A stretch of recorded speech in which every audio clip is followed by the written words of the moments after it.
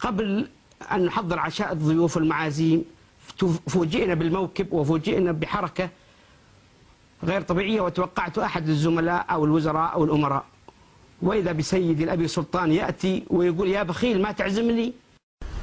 ودي أصدقك بس قوية محمد بالتأكيد، لأنه من هول الفاجعة ومن نعم الحالة التي نعيشها.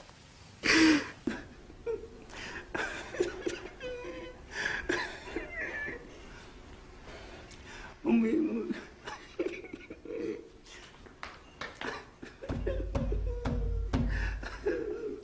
الأبي سلطان لا يعوض يا أخ محمد، هذا فقيد الأمة العربية والإسلامية والشعب السعودي. بس يا مساكي هتموتي نفسك يا مساكي. بس يا اختي بس عشان اللي بطنك بس. وأنا أعزي الكبير والصغير في سلطان الخير وسلطان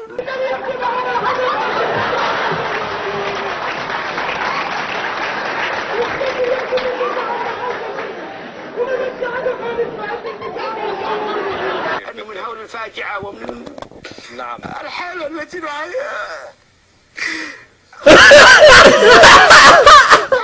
هذا فقيد الأمة ما اقدر اطالع عيني بعيني.